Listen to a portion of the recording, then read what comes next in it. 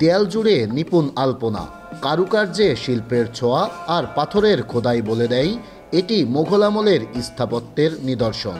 কুষ্টিয়ার ঝাউদিয়ার শাহী মসজিদ এখনও টিকে আছে অতীত ঐতিহ্য নিয়ে। মসজিদটির মূল কাঠামোর মধ্যে 3টি সুদীর্ঘ গম্বুজ, 3টি দরজা ও শতাধিক মানুষের নামাজের জন্য 3টি কাতারের ব্যবস্থা রয়েছে। নির্মাণকালের সঠিক ইতিহাস জানা না থাকলেও এই মসজিদ ঘিরে মানুষের আগ্রহ অনেক। এলাকার মানুষের দাবি, ইরাকের শাহ সুফি আদানি ইসলাম প্রচারের উদ্দেশ্যে এ অঞ্চলে আসেন মোগল আমলে। ঝাউদিয়া গ্রামে তিনিই নির্মাণ করেন এই মসজিদটি। এছাড়া অলৌকিকভাবে এক রাতে মসজিদটি নির্মাণ নিয়েও আছে জনশ্রুতি।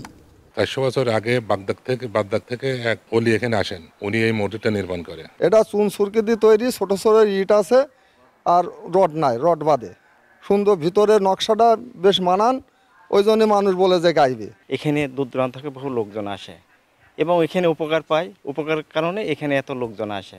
সংস্কারের অভাবে ঐতিহ্যবাহী এই মসজিদটি তার জৌলস হারাচ্ছে বলে দাবি স্থানীয়দের। তাই দ্রুত মসজিদটি সংস্কারের উদ্যোগ নেওয়ার দাবি তাদের।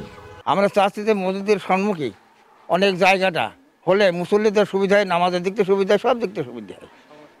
সংস্কার করতে পারলে আরও ভালো হয়। 365টা মসজিদ দিয়ে আর মন্দির আছে, এই ঝাউদিয়া মসজিদ 1 নম্বর। ভিতরে এত নকশা আর কোথাও আর নাই, চারদিক ফেটে যাচ্ছে, পাবলিকেরও কাজ করতে দিবি তাও দিচ্ছে না ওরা।